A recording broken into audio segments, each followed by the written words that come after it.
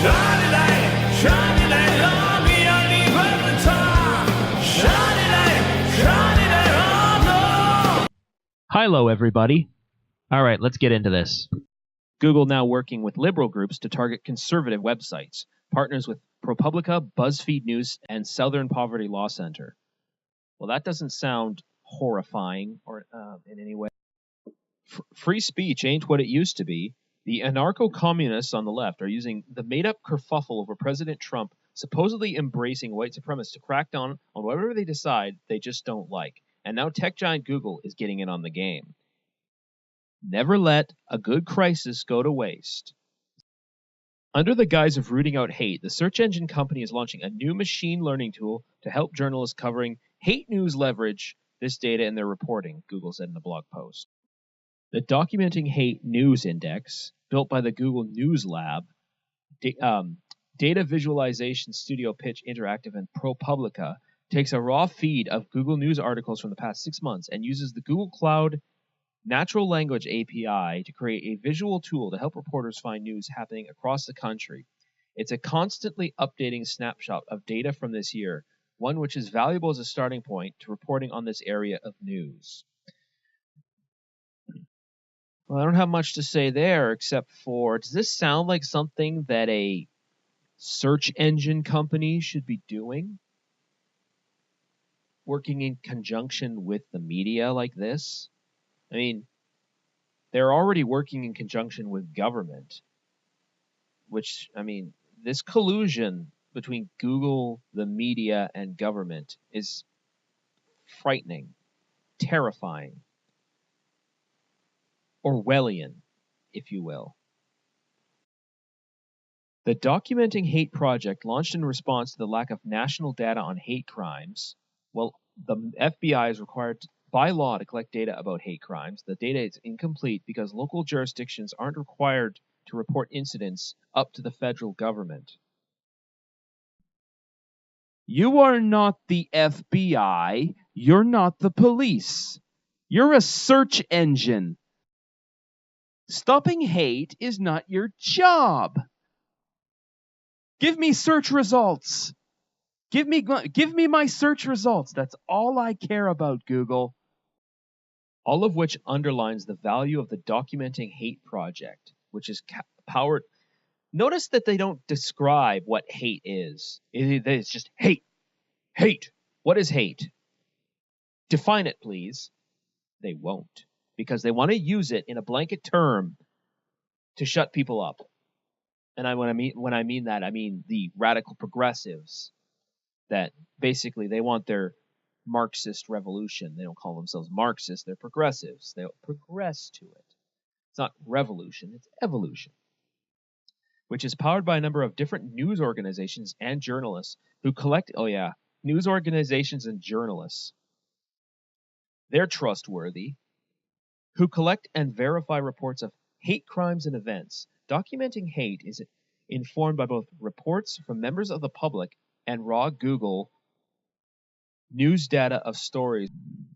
You know what it almost sounds like to me? It sounds like they're actually deputizing journalists and the media to do the job of the FBI and police. I think that the dangerous, edges here are that he's trying to undermine the media, trying to make up his own facts, and it could be that while unemployment and the economy worsens, he could have undermined the messaging so much that he can actually control exactly what people think, and that is our job. Yeah. The entire effort is spearheaded by ProPublica. ProPublica, journalism in the public interest. ProPublica is an independent, nonprofit newsroom that produces investigative journalism in the public interest. Our work focuses exclusively on truly important stories with moral force. We do this by producing journalism that shines light on the exploitation of the weak by the strong and on the failures of those with power to vindicate the trust placed in them. Warning, warning, George Soros organization detected. PGM Media noted, poses as a middle-of-the-road nonprofit journalistic operation, but in reality it's funded by the stable of uber-liberal donors, including George Soros' Open Society Foundations. Called it. Of course it's Soros. course Soros is involved. He has his tentacles in everything. Everything progressive, that is. And Herb and Marion Sandler, don't know who they are, billionaire former mortgage bankers from Golden West Financial Corp, allegedly targeted subprime borrowers with pick-a-pay mortgage that led to toxic assets that were blamed for the collapse of Wachovia. Holy crap, it's the same people again and again and again involved in this cesspool, and now they're involved in censorship. Oh my goodness gracious. Can't we just put these people in jail? No, sorry. Let me rephrase that. Can't we just charge these people with crimes and have them go through the judicial system, and the judicial system find them guilty and put them in jail if they're guilty? Thank you. The Southern Poverty Law Center, of course, is infamous for targeting legitimate conservative groups, branding them as hate groups because they refuse to walk in lockstep with the progressive agenda, PJ reported. Yeah, oh, really? No, the Southern Poverty Law Center incorrectly describes conservatives as hate groups? Gee, it's almost like they're disingenuous and have an agenda or something, as opposed to being a quote-unquote watchdog of racism. Kind of like Media Matters is a watchdog for the media. If you can't see that, I did quotes there for a second. This video is absolutely jizzing with sarcasm.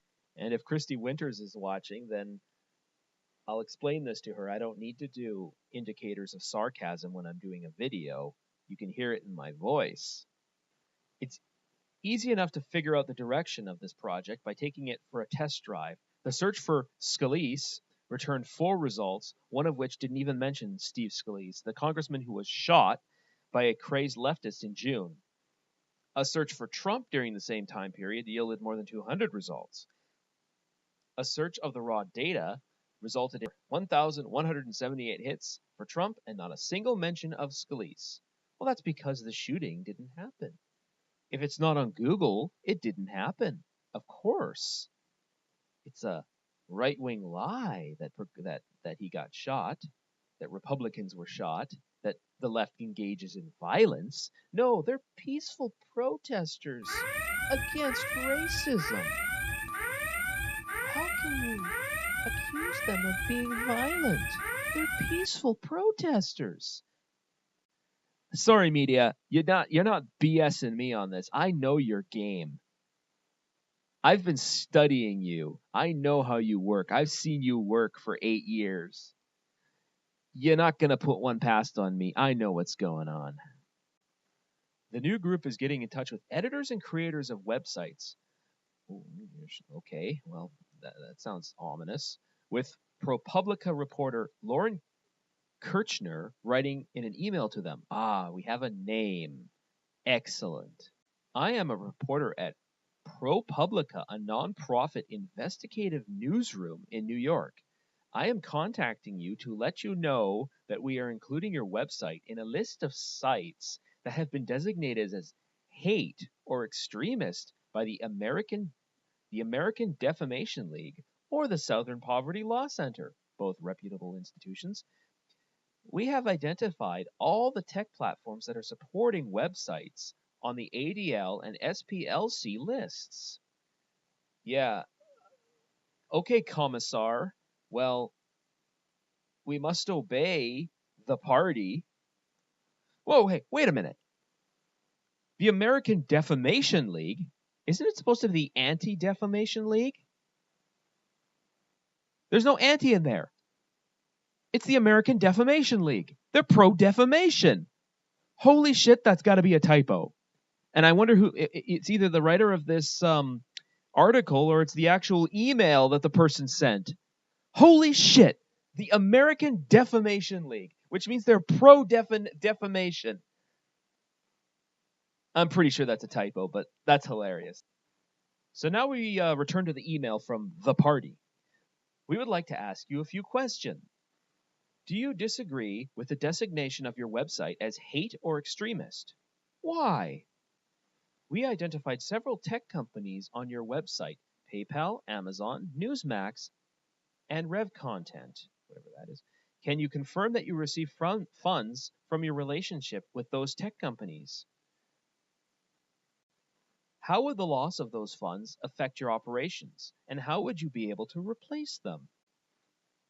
Holy shit. I know exactly what this is.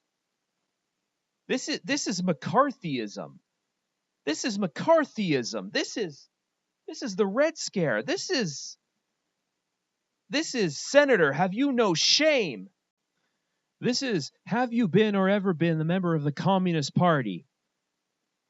I mean, it just in reverse. Now it's the communists doing it. Number 3, have you been shut down by other tech companies for being an alleged hate or extremist website?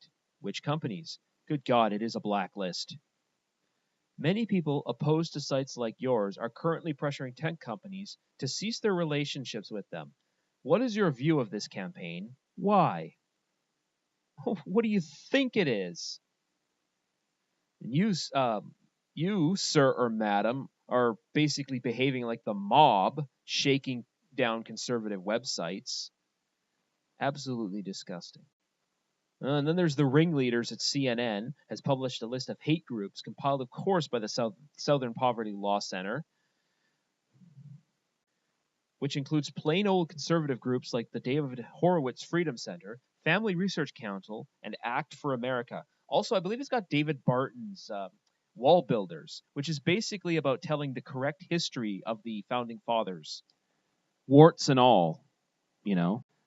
Now, I have given the Southern Poverty Law Center a lot of grief here today, but to be fair, they are not entirely out of control, as they do include groups that you would not expect a leftist group to include on, like black separatist groups like the Black Panthers and Louis Farrakhan, who, let's be honest, Louis Farrakhan has said some very despicable things.